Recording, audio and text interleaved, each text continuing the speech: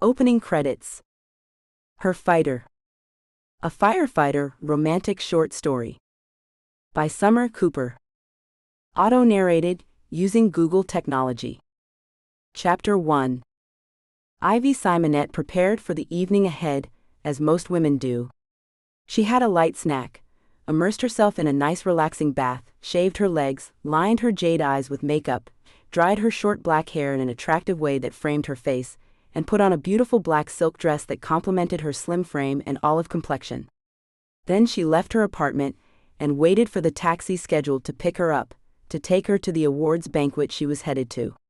Her latest novel had won a prestigious award, and she was on her way to accept it. Happiness, success, and independence were hers. Ivy listened as a car pulled up, and a heavy person stepped out of the car. Ivy smiled at the person as they walked over to her, and waited for the greeting. "This way, please, Miss Simonette." A hand at her elbow guided her in the direction of the car, and Ivy settled in. "My name is John, ma'am. I'll be your driver this evening. Is your destination still the Plaza Hotel?" The driver asked as he put the car into gear and moved away from the curb. "Yes, John, it is. Is traffic bad this evening?" Ivy asked, her face pointed in his direction. "Not bad at all, ma'am. We should be there in 10 minutes. He replied, and Ivy settled back into her seat. When she arrived at the plaza, her door was opened and a female voice greeted her. Ivy held her hand out and slid out of the car. "Good evening, Miss Simonette. I'm Avery, an employee of the hotel. We'll sort out the taxi for you. Please, if you'll follow me, we will get you to the banquet hall, unless you need to make any stops first." Ivy liked the sound of Avery's voice, the scent of her perfume. Ivy replied that she didn't need to make any stops, and followed along with the woman who had her elbow. As she walked past the courtesy desk, she heard some of the people there talking and smiled to herself, pride in her accomplishments quite evident. "That's Ivy Simonette. She's here tonight for an award ceremony. You'd never believe she was blind, would you?" The speaker used a whisper, but Ivy could still hear them, her hearing better than most people's. Ivy smiled, knowing that her hard work had paid off, and she was gliding across the floor as if she could see what was in front of her. Ivy wasn't ashamed of being blind, but she hated being treated like an invalid, and that was how most people treated her when they found out she was not sighted. She sometimes needed a hand, a little guidance, but she'd made an effort to face the world bravely, and being treated as though she wasn't capable of taking care of herself was vastly frustrating. Her thoughts were interrupted by something smashing into her and knocking her down. "Oomph," was all Ivy managed to get out before a male hand was slipping into her own, pulling her up from the floor. "Oh, please excuse me, miss. I wasn't paying any attention to where I was going. Are you all right?" It was a nice voice, deeply pitched and warm, with a note to it that said laughter was never far away. Ivy liked the sound of it and the way the man smelled, cologne mixed with a warm spice, cinnamon perhaps. Moving her face in his direction, Ivy smiled and brushed off the concern. "I'm fine, don't worry over it. Are you all right?" she asked, hoping to deflect attention. "Oh, I think you've stolen my heart with that smile of yours, but I'll live without it." The man's voice still had that laughter in it, but it wasn't aimed at Ivy but at himself. She liked that. "Well, perhaps I'll give it back someday, but for now I'll keep it." Ivy wasn't sure what had come over her. A corny line such as that one deserved a sneer and a dismissal, but there was something to this man that made her hesitate and play along.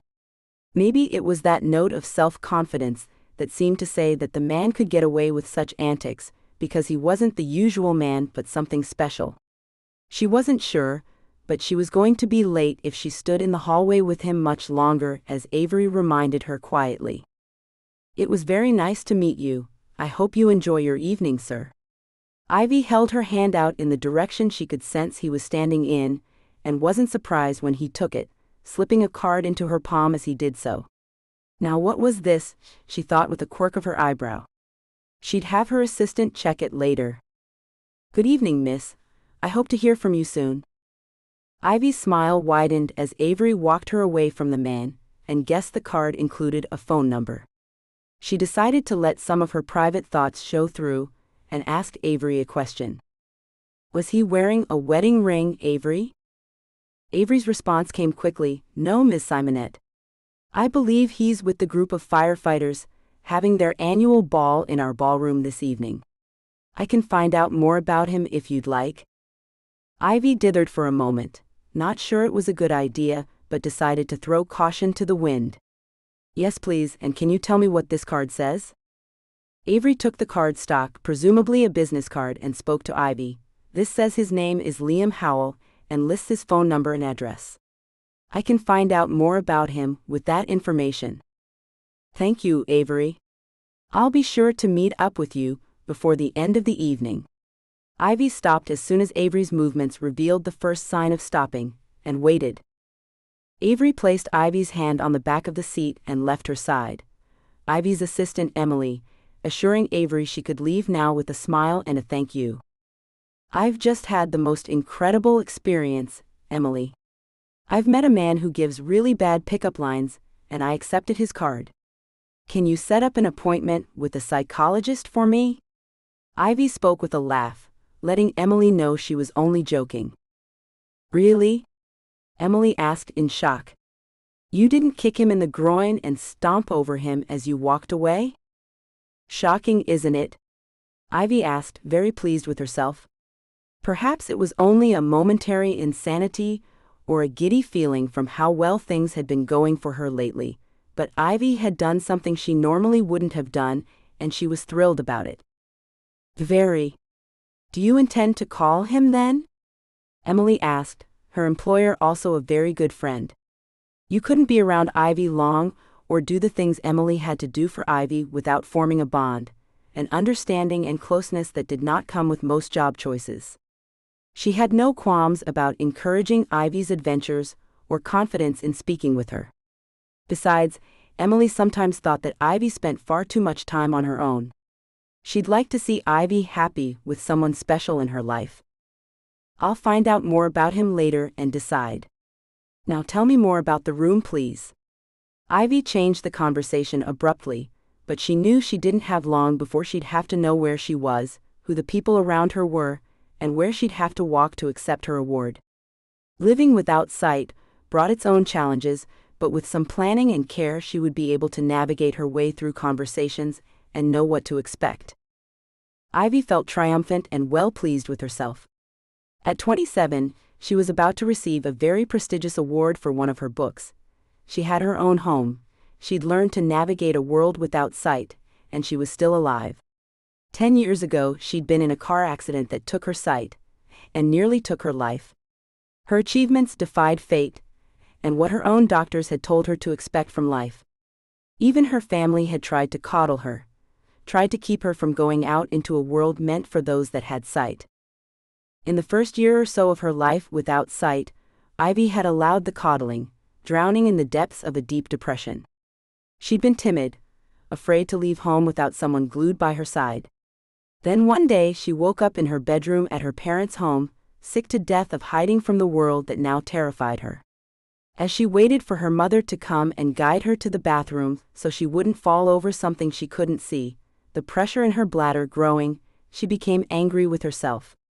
She was a grown woman, and could take herself to the bathroom if she just paid attention to what was around her.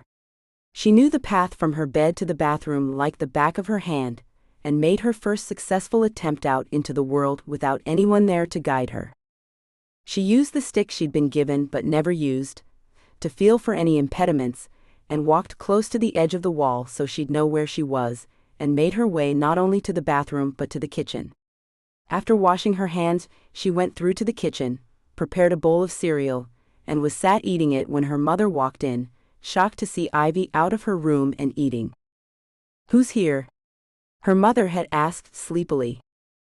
Just us, Dad's gone out to work, I guess. What are we going to do today? Just us? But how did you get out of your room? Ivy's mother, Jean, asked, confused about how Ivy had ended up in the kitchen with food in front of her. I did it, Mum, all on my own, Ivy said proudly. Ivy then explained and asked her mother to take her out to a non-profit organization her doctor had been trying to get her to go to for months. The organization helped those with disabilities find their independence. They helped Ivy get her first apartment on her own, helped her with her finances until she started writing successfully, and taught her to live without someone always there to help her. She regained her independence before she was 19 years old, and by the age of 20, she had her first writing contract. From there, she'd only moved forward.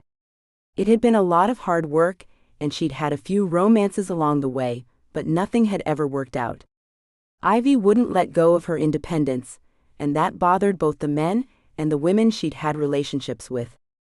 Over the last year, she'd been too focused on her latest book being published and promoting it to worry about relationships. Maybe it was time now. Her publisher wanted more books while she was hot, but perhaps a couple of weeks or months off would do her some good.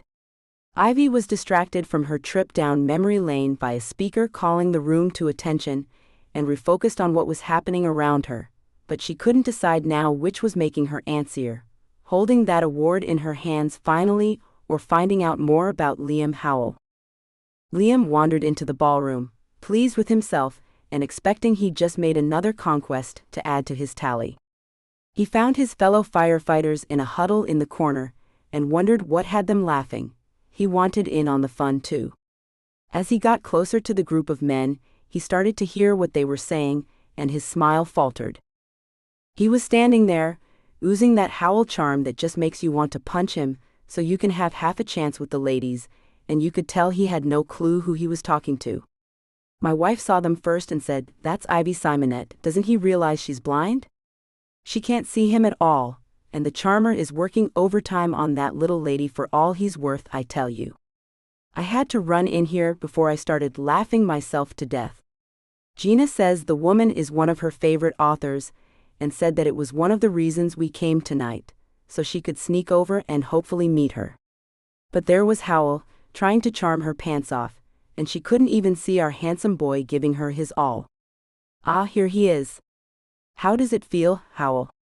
His buddy Andy seemed to be well pleased with his little speech, and Liam had caught on by now. "She's blind?" he asked Andy. "Yep, she is, mate. Can't see a thing. Couldn't see that handsome face of yours, or that body that you've got plastered all over calendar covers that makes the birds all drool, not a single bit of it." Andy laughed as he spoke, pleased to see Liam had finally met his match. "Well, she took my card, so it can't be all bad. Something must have worked." Liam always succeeded with the ladies. He worked hard to give them what they wanted, both with his physically fit body and in the bedroom. He loved women of all shapes and sizes, and hadn't met one that had turned him down since he was 16 years old, and figured out what power his smile and words held on those of the opposite. Censored. I bet you she threw it away as soon as she could too. Women only want you for your body and that face of yours. I've heard talk about your smile too, but I tend to tune out when it goes that far. If the woman can't see you, that charm of yours is lessened. How much do you want to bet she didn't, mate? Liam had confidence in the power of his abilities, and this seemed like a harmless game. I bet you a week of truck washing that you can't get her into bed with you. Andy challenged. A week of it, eh? All on your own, you wash the truck all by yourself or I do? How long do I have to get her into bed then? Liam asked, feeling confident. Let's say 2 weeks? I'd say 1 night to be fair to myself, but as I said, she can't see you. You might need a little extra time with this bird. How about that then? That fair enough? Andy asked with a wide grin. Sure, mate. I hate washing that truck, so watching you do it alone for a week's going to be a laugh. Liam was confident in his wager, and knew Andy wouldn't be grinning as he washed the truck on his own. He excused himself and went to fetch a drink. Over at the bar, he could hear noise coming from the convention room, and wandered over to listen to what was happening in there. He could hear Ivy's voice telling the gathered crowd about her pleasure over being given the award, and started to feel something awkward and new in his Censored. As he listened to her sweet, husky voice. He wanted to keep her safe, to protect her from the world and to make her his own. He'd never felt such a powerful urge before, Usually he only felt censored. amusement, maybe even affection for a woman, but never this tug of emotion just from hearing a woman's voice. The pull was so strong, Liam left his own function and wandered into the room Ivy was now holding court in, and stood behind a ficus tree, watching the beautiful woman pull the people gathered in the room into the palm of her hand. Even he was pulled in by her charming speech of thanks, and transfixed by her presence. Watching her, he couldn't find a single clue that she could not see the room, as she moved her eyes around the room, her face and body moving in a way that made it appear that she could see those gathered before her. Nothing gave it away, though everyone in the room knew her tale but Liam. The details were in Ivy's first book, he heard one person saying to their tablemate. He'd have to look for it. Going back to his own function as Ivy went back to her seat, Liam was determined to find out what he could and hoped she'd give him that call, not necessarily for the sake of the bet, but because he'd really like to get to know her better. He's 32, unmarried, has his own home, is a firefighter as I suspected, has no children, but has a reputation as a bit of a player. Avery whispered, as she ushered Ivy out to her waiting taxi. How did you learn all of that so quickly? Ivy asked. The internet mostly, but I also did some listening in here and there. I hope you have a wonderful evening, Ms. Simonette. And if you don't mind me saying, I'd give him a chance if you're just looking for a little fun. Avery tittered as she closed the door, and Ivy smiled, the comment amusing her. Using her mobile phone and the software that spoke to her, Ivy quickly found her camera app, snapped a photo of the card Avery had slipped back into her palm as she left Ivy, and sent the file to another app that would read the content of the photo back to her when she opened it. She would wait until she got home to do that part, but for now she was content with having saved the information. She felt the weight of the award in the bag she'd brought with her, and felt contentment run through her. The cab pulled up to her apartment, and Ivy quickly found the money necessary to pay her fare. Luckily, the bills all came in different sizes here, unlike in America where the bills were all the same size. That had been the most confusing thing about her holiday there a couple of years ago, the paper money. She felt the coins she was handed back to ensure she'd been given the correct change, simply a habit now, and walked into her building after bidding the driver a good night. She made it up to her apartment, took off her clothes, put on some sleep shorts and a shirt, and hopped into bed with her laptop. Using similar software to her phone, she navigated to her social media and posted about the incredible evening she just had and how very proud she was. Then she did some searching for Liam Howell and found that he didn't have much of an online presence, but that he was listed with the local fire department, as Avery had informed her. Playing the app that spoke the information from the card to her, Ivy quickly typed in Liam's email address into her computer and then typed an email. Hitting send, she sat back in bed, playing an audiobook and waited for a reply. Hi Liam, dinner 7:30 at the Curry House tomorrow? I may give you your heart back if you ask me nicely enough, Ivy. Liam read the email out to Andy and Andy's wife Gina, who were still at the bar of the plaza with him. That will be point 1 for Liam, 0 for Andy. What are you on about, Liam? Gina asked. Oh, just a little friendly wager, Gina, nothing serious. Liam replied. You two didn't bet on whether you'd get a shag out of this, did you? Gina asked, looking at her husband angrily. Honey, it was his idea, I swear. Andy responded. I don't care whose idea it was, it's disgusting. You'll stop this at once or you'll be the one to pay, Gina told her husband with a meaningful look. You wouldn't? Andy asked, clearly disturbed. I would, nothing, not a thing out of me, until I feel you've learned your lesson. This stops now or you're cut off, Gina told her husband with definite threat. She waited for his reply expectantly, her eyebrow quirked and her foot tapping. If I give up, that means I have to wash the truck for a week, Gina. On my own. I'll be coming home late every night. Andy whined, hoping she'd give in. It was only a joke anyway, it's not hurting anybody. You two twits obviously know less about women than you think if you think that little bet won't hurt anyone. It's degrading and you will call it off now. Washing the truck will teach you a lesson. Gina replied, getting up from her seat a little unsteadily. Now, I think I need a cab home. Are you coming? Yes, Gina, let me get our coats.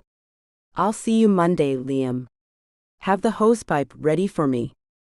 Liam snickered as his friend walked morosely out of the door. The bet might be over, but his plans weren't. He quickly tapped out a reply and left to find his own taxi home. Chapter 2.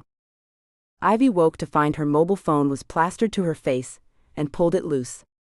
She'd apparently fallen to sleep listening to the audiobook and had slept on the phone all night.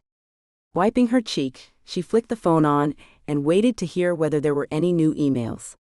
She had a few and listened to each one, making notes where she needed to and responding to others. Then she finally heard the one she'd been waiting on. I'll let you keep my heart, if you'll let me have a taste of your sweet lips. 7:30 it is. The man was a charmer, and definitely had a one-track mind. He was honest at least, and she knew right from the start what he was after. Maybe an affair is what she needed right now, Ivy thought, something wild and inspiring for her next novel. She sent a simple response, no more than "see you then," and giggled hoping Emily would arrive soon. A new dress was called for. Getting out of bed, she went into her kitchen, set the kettle to boil, and prepared some breakfast. Ivy was pleased with how things were progressing, though she wasn't sure exactly where it would all lead. She was just happy for something new and exciting to be happening. Liam obviously thought he was the one in control at the moment, but Ivy was soon going to turn things around on him. By their third date, Ivy was ready to throw in the towel. Dating a blind woman had been challenging from the first, and Liam's response was to try and coddle her, though that seemed to anger her for some reason. Ivy was always insisting on doing things on her own, and all he wanted to do was to protect her. He was a firefighter, an emergency service responder, trained to save lives and give care.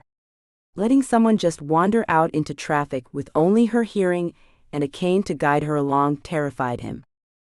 The tension finally broke towards the end of their first date, after Liam had shifted her glass of wine closer to her hand, and she knocked it over because it wasn't where she thought it was. Ivy wiped the spill up with a napkin, put the napkin down, and began to gather her things. I'm really sorry, Liam, but this just isn't going to work out. You have to understand that I am not helpless. Yes, sometimes I need some direction or help, but I don't need coddling. I don't need someone trying to be helpful that makes my life harder, and I certainly don't need a protector. I'm blind, not a child, and that's how you've been making me feel. It's simply not going to work. Sighing, Ivy began to walk away, and realized she couldn't remember where the door was because she was just too flustered. Rather than run into something or someone, she listened to the sound she was hearing, and realized where the door was and began to walk to it. She stopped at the front and ordered a cab, and was sat waiting outside on a bench when she sensed Liam sitting down next to her. I've been a bit of an ass, haven't I? Liam finally said. He'd been sitting there trying to think of what to say, and that was all he could think of. Yes, you have. I've been trying for the last 2 weeks to show you, to convince you that I don't need saving. I've hinted at it, and you just didn't pay any attention. You continued to plow over everything I've said, and you've made me feel worse than I have in a very long time. I thought you'd be fun to go out with. I thought you'd take me to parties or on wild adventures, but all we've done is come to this same restaurant every single time. We sit there and talk over dinner. You move my glass, my tableware, even my plate the last time we were here, trying to be helpful without realizing that when you do that, I have no idea where you've moved it to. Then you take me home, you make sure I get into my apartment, and then you leave. Where's the fun in all of that? Where's the adventurous spirit that you obviously have that I wanted to experience? I'm sorry, I just wanted to keep you safe and be helpful. I've never dated anyone that wasn't sighted before, and, well, I guess I have treated you pretty badly, haven't I? Liam finally responded. No, you haven't really. You've been a perfect gentleman and tried to be helpful. As you say, you've never been around anyone like me, so maybe I should have been more upfront with you to begin with.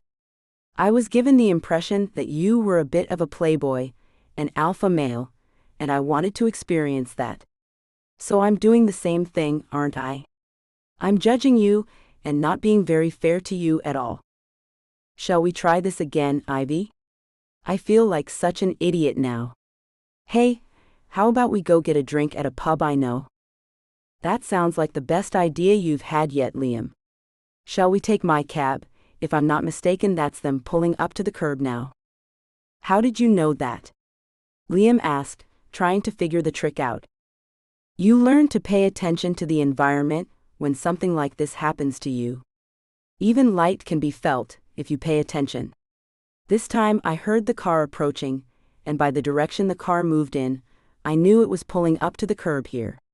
This is a loading area, it's not raining. I called a taxi, it must be my taxi. I'm not always right, but usually I am. Ivy said with a grin, turning her face in Liam's direction. That is brilliant. So you've learned to cope in a world without sight. What else do us mere mortals not notice then? They spent the rest of the evening chatting about how Ivy had lost her sight, how she'd learned to cope, and actually talking to each other. Their previous dates had been spent making small talk with no real discoveries being made about each other. Ivy kept hoping the tension would break the strangeness that seemed to grow between them with each date, because each had their own hopes and expectations. Now that they'd laid it all out for each other, they could relax and actually be themselves. Ivy sensed attraction growing between them over the next few weeks, but neither took it too far. They went out and danced, and Ivy learned Liam was an excellent dancer. Now that he wasn't worried about killing her or breaking her, he focused the full force of his charm on her, and the little touches he didn't seem to notice were starting to drive her mad with wanting more. Ivy stopped expecting Liam to tear her clothes off, and started looking at their relationship as something that might go further than a simple love affair. Because Ivy realized, it was quickly turning into a relationship with nightly texts, emails, and phone calls when either was working, and every moment they weren't working was spent together. But still no. Censored. And that was starting to bother Ivy. Ivy was far from a virgin, and liked to explore her sexuality. Liam had made intimations, whispered in her ear how beautiful she was and how much he adored her, and they'd Censored. But every night, Liam left her at her door. Tonight was going to change that, she was certain. She'd made plans at one of the sexiest clubs in the city. They had their own private area. She'd ordered a taxi for them both. She knew that Liam had the next few days off, and she was planning on spending it in bed with him. It was only 1 p.m., so she had a while to wait before Liam got off of work, so she put on some music, slipped into the tub, and let herself relax. As Ivy relaxed in the hot lemongrass and lavender-scented water, she thought about the last few weeks. The low growls Liam couldn't hold back when she danced against him, the gasps as she Censored. him with abandon played in her memory, and made her body tingle with awareness. The way his hands always lingered on her willowy hips was enticing, even now when he wasn't near her. The memory of that one time when they'd been dancing, and she'd turned around in his arms, her bum nestled into his groin, and the way his hands had clenched her tightly to him for a moment as he inhaled sharply, it made her pulse race. All of these things played through her mind, and her hands were just starting to slide down her body when her mobile rang. Chapter 3. Hello? Ivy's voice shook as she answered the phone. The phone's chirp said that it was Liam, making her pulse race even more. Ivy? This is Andy's wife, Gina. Liam's been in a bit of an accident at work. We thought you'd want to know. He talks about you so much, we thought it only fair you should know. Gina's voice sounded just as shaky as Ivy's, and Ivy felt panic begin to rise. What do you mean, hurt? Is he all right? Ivy asked, panic obvious. The roof of the house they went into collapsed on him. He was trapped, but Andy pulled him out. It might be better if you can make it down here to explain it all. I'll send someone to pick you up if you'd like, Gina offered. Yes, please. I would very much appreciate that. My address should be in Liam's phone. I'll get dressed now. Thank you so much for thinking of me, Gina. Ivy rang off and bolted out of the water, not bothering to dry her hair. she just threw on whatever came to hand when she reached in the closet and practically ran down to the exit of her building. She waited on the curb, impatience obvious in her demeanor. As she waited, Ivy reminded herself that injuries were possible in Liam's line of work. She assured herself that he was fine, maybe with a few burns and some muscle pain, perhaps even a broken bone, but he was going to be fine. Gina said so. Well, no, she didn't, but Ivy had to believe that he was going to be, or else her panic would override her good sense. Chewing on a thumb, she sat silently in the car, unsure of who Gina had even sent to pick her up. Realizing she was being rude, Ivy spoke to the driver at last. "I'm sorry. I've been so upset I didn't even realize I didn't introduce myself. I'm Ivy Simonette. Thank you for coming to pick me up." "It's no problem, Miss Simonette. I'm Jake. I work with Andy and Liam. I've been lost in my own thoughts as well. Liam's a good friend." "Can you tell me anything about what happened?" Ivy asked. "I'm not really sure myself at the moment. I'd just come into work when the call came in that Liam had been injured, then Gina called to have me pick you up. We'll both find out in a few minutes. We're at the hospital now." Jake guided her to the room Gina had texted that Liam was in, and Ivy walked in, not sure what to expect. Gina took over for Jake and guided Ivy to a chair and let her know Liam was in the bed in front of her. Ivy reached out a hand feeling for Liam and clasped his hand when she found it. "He's not awake at the moment. They gave him some painkillers that have him knocked out. He may have to go into surgery later, so they're just trying to keep him sedated for the moment." "Surgery, sedated? Exactly what's wrong with him? Should I be touching him? Are his hands burned? I'm not hurting him, am I?" Ivy asked, concerned that she was hurting him. "No, he's not burned at all. It's more damage from the impact of all of that building material landing on him. He received some lacerations. His left leg is broken, as is his collarbone. He's also got a lot of bruising. The main concern is the head injury he sustained. He has some swelling in his brain." Ivy's world stopped at that moment, the word so familiar. She knew what brain swelling, pooling of blood, and inflammation meant. "He's blind, isn't he?" Ivy asked quietly. "Right now he is, yes, but it may return. That's why they may do surgery later. If the swelling continues, they'll have to relieve it. He was awake an hour ago, screaming, so they sedated him. Not because he was screaming, but because of the pain. The board that hit him in the head had a nail in it, so they're also worried about infection. I'm not even sure he realized completely that he couldn't see or how big a hole he has in his head." Gina was firing information at Ivy now, and Ivy tried to take it all in. "Is his brain all right otherwise? Were they able to clean the wound and close it up?" "Yes, they got that part done right away, did x-rays and some other tests. He's being taken care of very well. It's just a wait-and-see moment for now. He talks about you so much, Ivy. I knew he'd want you here.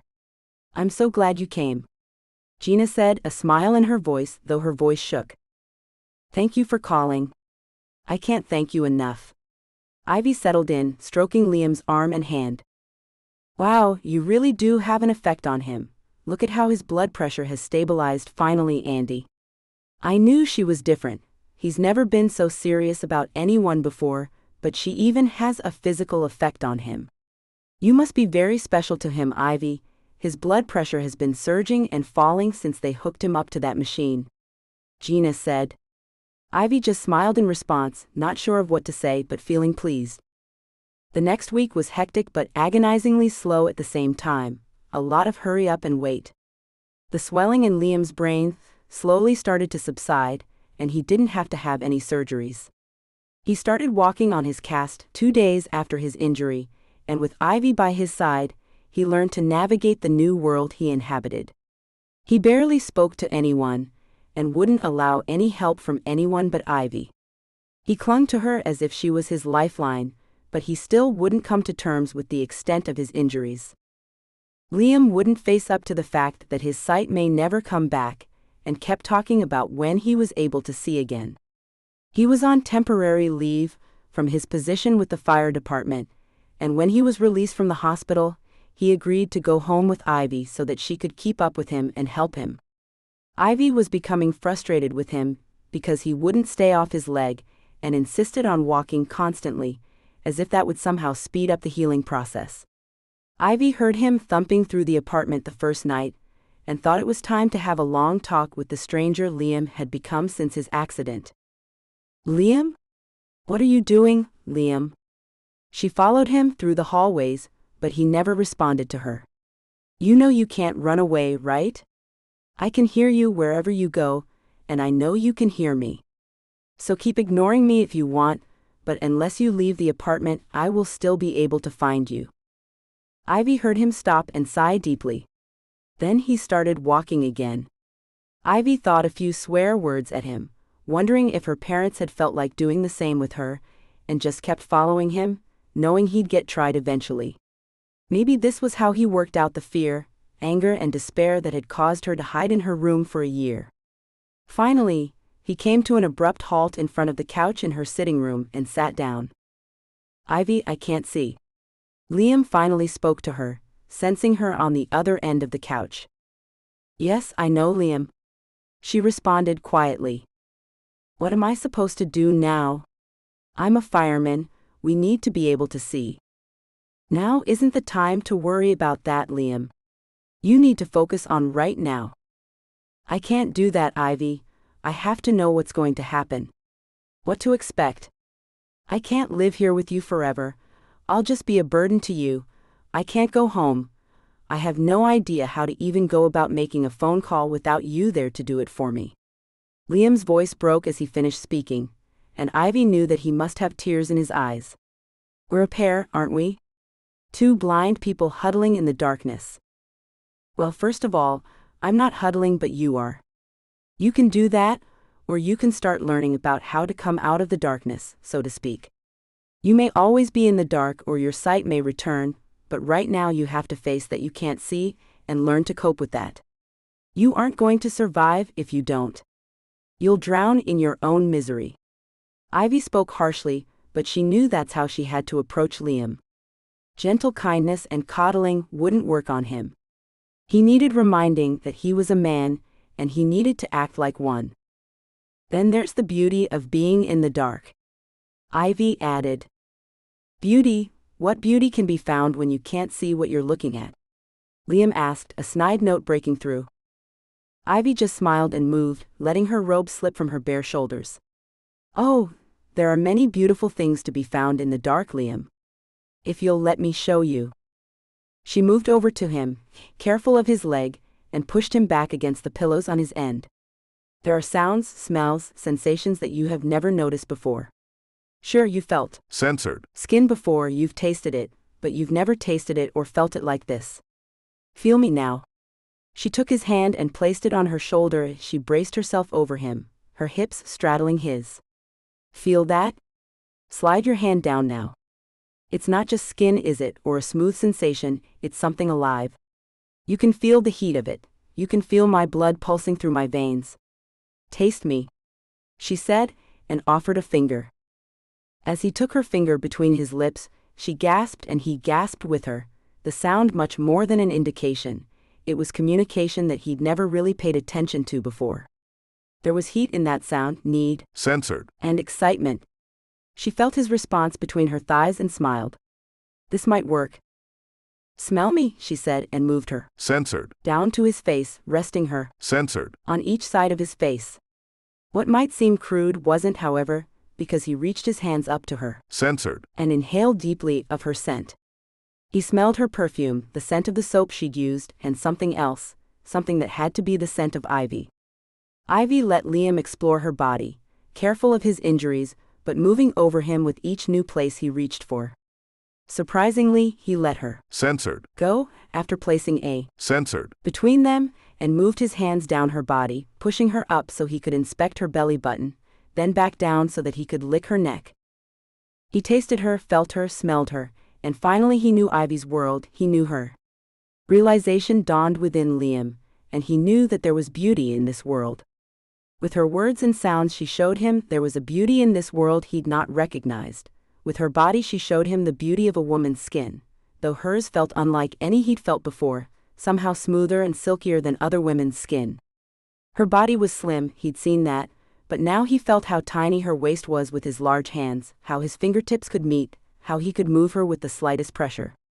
And her pleasure was also beautiful. He'd always enjoyed pleasuring the woman he was with, but now his sense of smell picked up the scent of her. Censored. From her skin and from the hidden place now pressing into him. Liam took delight in all of these signals he'd previously missed in his sexual exploits, and wanted to make Ivy his even more. This scene has been censored to provide a safe and enjoyable reading experience for everyone. Finally they both stilled, Ivy bracing herself over him so as to not hurt his injured collarbone. Resting her head against the back of the couch, she waited for him to speak, to see what he had to say about the world now. It took a few minutes. She almost expected to hear him snoring, it had been so long, but then she heard him breathe in deeply and waited. "I didn't believe you, Ivy. I have to be honest. I really didn't think there could be anything beautiful in this darkness, but you were right. There is still beauty here." Ivy pulled him off the couch and got the plastic cover for his leg, determined to shower him and get him back in bed relaxed and ready for round 2. "You've not seen anything yet, darling. That's only the beginning. Hey Ivy, do you realize this song is almost 2 songs in one? I never quite noticed it, but it sounds like there are 2 sets of drums playing a different song at the same time. How did I never notice that? Ivy? Where'd you go, love?" Liam wandered through Ivy's apartment, his home for the last 6 weeks, and finally found her in her office, typing away at her new novel. She'd been typing for days now, wandering off periodically to type furiously for a few hours, then she'd emerge, happy but tired. He'd come to realize that writing could be mentally fatiguing after experiencing this with her. He'd been fascinated when he'd learned she typed her novels. He just assumed she'd used a voice program or something. Ivy had explained she'd learned to type before she lost her vision, and she used a program that spoke the words back to her to ensure no errors were made, but that she didn't often make an error. Liam found it all very fascinating, and would often sit smiling, as she typed so quickly, he couldn't imagine how her fingers weren't stumbling over each other.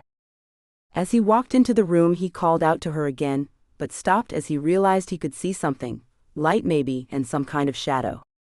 "Ivy?" he said again, and this time she heard him because the uncertain note in his voice caught her attention. "What's the matter, darling? Is something wrong?" she asked, coming from behind her desk to take his hand. "Nothing, never mind, it's gone now," he said, not sure of why he was lying to her. As she pulled him over to her desk, closer to the windows, he realized he could see even better. "What was it, my love?" "I don't know now." "Oh well, anyway, how are you getting on?" he asked, worried about his response of fear and uncertainty. "It's going well. I'm happy with it so far. Don't you have an appointment with your doctor this afternoon? We'd better get you ready," she said, reaching up to his face to Censored. him. "Yes, I do, but why don't you stay here and work on your novel? I know that's important. Andy can come and take me. I haven't seen him this week anyway, so you just keep working, darling. I'll be fine." Andy retrieved Liam and took him to the doctor, but Liam didn't say much on the drive over. He just stared out of the window, lost in his own thoughts. As he walked into the office of his doctor, he realized that the blurriness was leaving the edges of his sight and becoming far clearer. With each hour that passed, it was getting better and better. After his doctor came in and assured him it was not a fluke, that his eyes were finally healing from the blow and the inflammation, and that his sight may return rapidly or slowly, but it was definitely returning, he was even more afraid. How was he going to tell Ivy? Logically, he knew that she'd be happy for him, but they'd created their own world in the darkness. She'd longed for her own vision to return, but had finally given up on the idea and made her own way. This could be devastating for her. He made the doctor promise not to reveal the news to anyone, and went out to find Andy waiting for him. Andy had become so used to Liam finding him through sound, that he was a bit shocked when Liam walked right up to him without Andy actually saying a word. Andy knew without being told. "You can see again, can't you? You really were staring out of the window in the car on the way over. You weren't just facing that way, you were really staring. Ivy's going to be so pleased for you." He slapped his friend on the shoulder and went to walk out of the surgery. "You can't tell Ivy, Andy, you can't. You can't tell anyone until I'm really sure this is permanent. Promise?" Liam insisted. "Well, if you insist, mate, but I think you should tell Ivy at least. It's your choice." Chapter 4. A week later, Ivy came out of her office to find Liam walking back into the apartment. His cast was finally removed, and he'd gone out with a cane to explore the park to build some strength back up in the muscles. She heard him coming in and rushed to him, excited to tell him about the latest development in her book. She reached up to his face as he took her in his arms and felt his hands already there, removing what felt like sunglasses from his face. "What's this? Why are you wearing sunglasses? You haven't before?" Ivy asked, confused. "Oh, I just started wearing them. I didn't know if the light would harm them if I walked around in sunshine without them." He brushed the question aside, moving away from her quickly. "Ah. Right. Why didn't you just ask me?" Ivy wondered aloud. "You've been busy, darling. It was a silly question and I didn't want to bother you." He evaded. She could hear the evasion in his voice. Now she was suspicious. "Okay. Can you hand me the post from the table?" she asked, waiting to hear his hand slide over the table. "There's nothing there, darling," Liam said, forgetting that he hadn't slid his hand over the table. "Right. If you're going to lie to me, Liam, you can just pack your things now and get out," Ivy said, walking to her bedroom and closing the door quietly. "Ivy, what are you talking about?" "Ivy, can I come in?" Liam asked through the door. "You may come in, but if you're just going to lie to me again, don't bother." "What are you on about, love? What am I lying about?" he asked, feeling guilty. He'd been able to see fully without any problems for a week now, but he'd not told Ivy.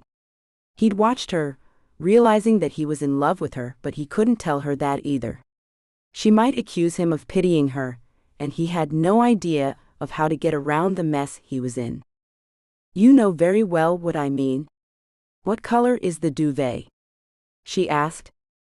"Red." "Oh, F me," he said automatically, then slapped his hand over his mouth. "Indeed? Now tell me again," Ivy said coldly, a wall coming between them suddenly.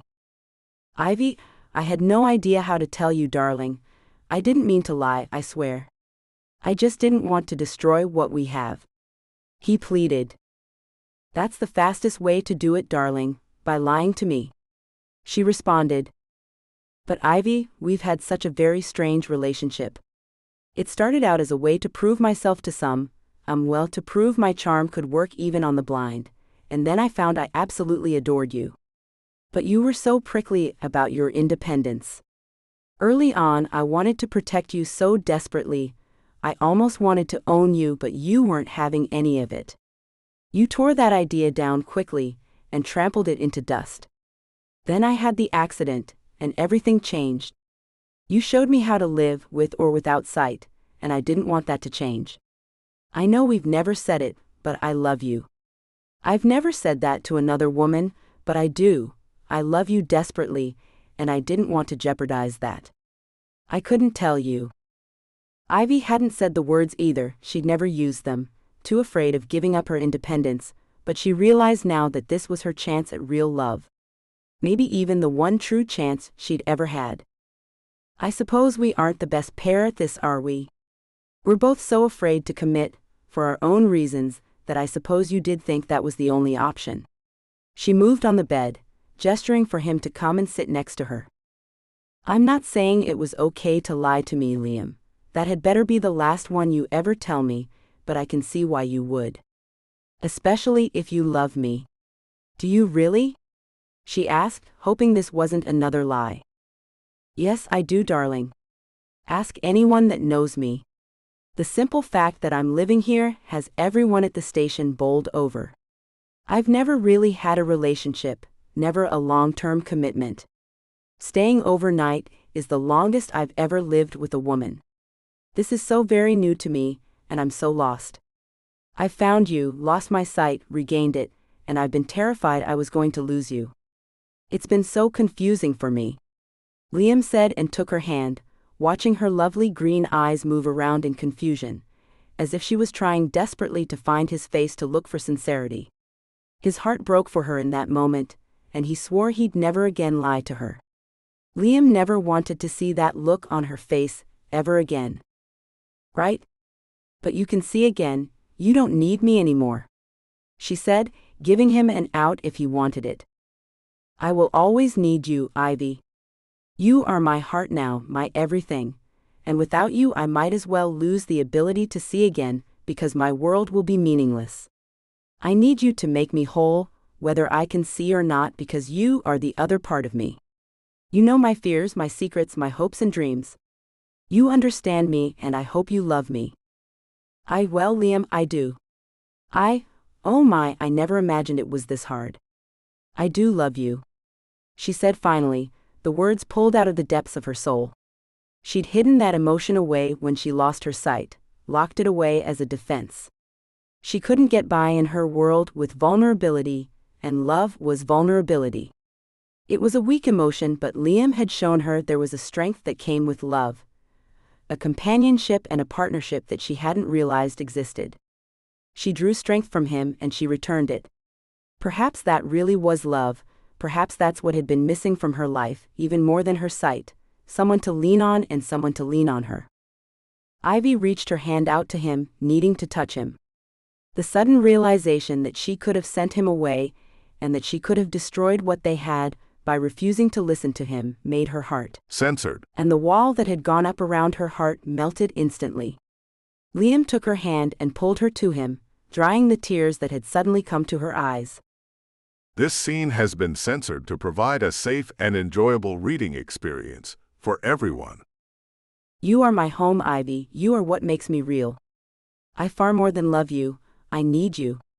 Nothing in this world can replace you, and if I had to give up my vision to see you, then that's what I'd do.